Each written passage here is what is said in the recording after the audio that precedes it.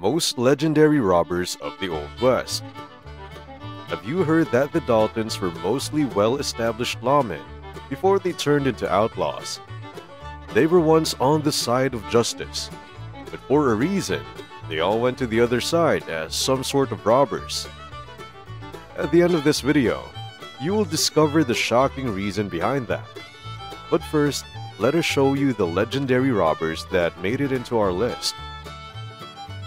Jesse James and James' younger gang. Their adventures started after they all met in the Civil War.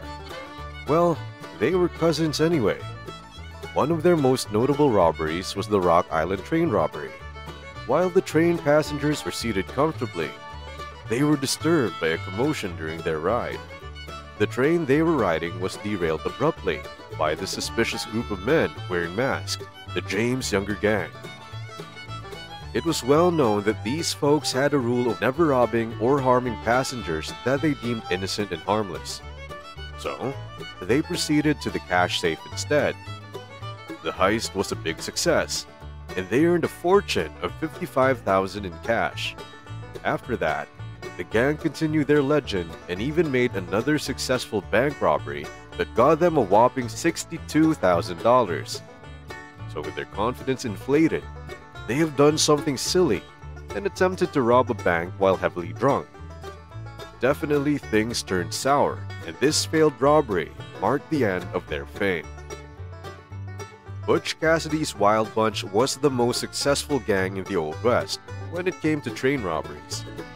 Their legend was made during the Wilcox train robbery. It was seemingly a quiet pre-midnight until a group of masked outlaws halted the Pacific train at Wilcox, Wyoming. Then, unabatedly, they declared their intention of robbery.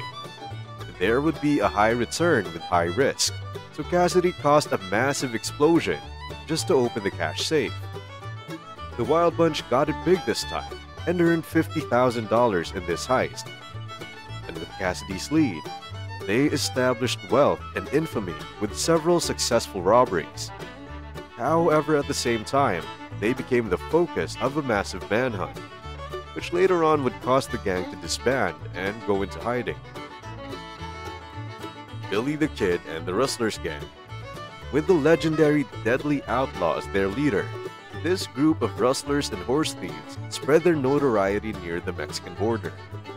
They became the consistent headache of cattle associations and big ranches, as they leech off a portion of their supposed income in every livestock stolen.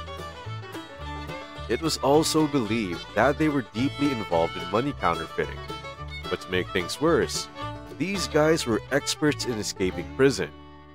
However, things would not always remain the same, and it was until Pat Garrett led a posse that killed most of their members, while Billy the Kid met his tragic end as he was shot dead in the dark by Garrett himself.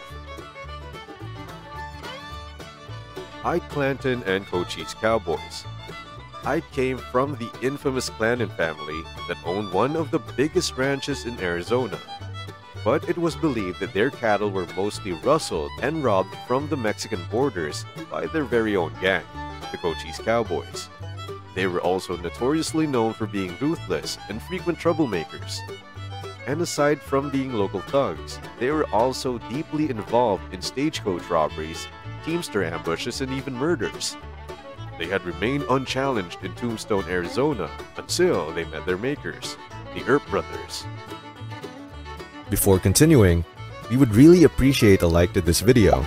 If you also want to see similar content in the future, consider subscribing and activating the notification bell. Bert Alvord and the Alvards Gang. Their legend started when a person with a bad reputation, Alvord, was hired by a sheriff but turned to an outlaw, then committed a robbery instead. It was a sunny day, while Downing tended the horse in the vicinity. The other gang members stopped the train using explosives before it got to the Cochise station. This signaled the start of their plans. They took their guns and pointed to the faces of the train's crewmen, and they got near the cash safe uninterrupted. Eventually, they made a huge profit of money and jewelry. The news about their successful heist immediately reached many people and brought them a hot pursuit behind their tracks. Still, they managed to stash away the goods with another stroke of luck and escape with their pockets full. The Hole-in-the-Wall Gang. As simple as it might sound, it was actually a large organized gang of outlaws made up of several separate gangs of the Old West. Yes, it sounds like a huge syndicate during that time. They were all mainly gathered in the Hole-in-the-Wall Pass, using it as their main base of operations. The gangs formed an alliance, where at times, some members of one gang would ride along with other gangs. Of course, they chose this hideout for its terrain advantages when it comes to evading the authorities, since it was very hard for lawmen to get undetected when trying to scout the place. It was well built, where each gang had a corral, livery stable, and even numerous cabins. Well, in order to maintain their alliance, they had rules of never stealing from another gang's supplies and should provide themselves with their own food, livestock, and horses. The affiliated gang that made them a legend was the infamous Wild Bunch, which used the place for hiding during the harsh Wyoming winters. Bob Dalton and the Dalton Gang. Well, their life as an outlaw began after Bob and his brother Emmett were relieved from their positions as lawmen when they were found selling alcohol. However, they soon got acquitted but did not pursue being a lawman again, and instead, they headed to New Mexico. There they established their gang and committed their first robbery in a gambling house. But the event that brought the Dalton gang the start of their fame was the Alila train robbery. At that time, they chose the same train that their idol, the Wild Bunch, robbed. Right away, they pointed their guns at the passengers so they could rob them uninterrupted. However, they only got spare change, so their only hope was to open and loot the cash-filled baggage car. It was then that the train operator chanced for an escape but was noticed and was shot instead. Eventually, they found what they were looking for, looting $17,000 in cash, then escaped unharmed. However, you will be surprised that another reason motivated this heist. Despite living a wealthy life as a successful rancher, Bill's anger and dispute with the train corporation pushed him to choose their train to rob. Also, it was believed that these fellows sought the thrill and personal achievements as their main goal, more than the wealth and fortune they could get during these robberies. You have just discovered an amazing story about Old West's most legendary robbers.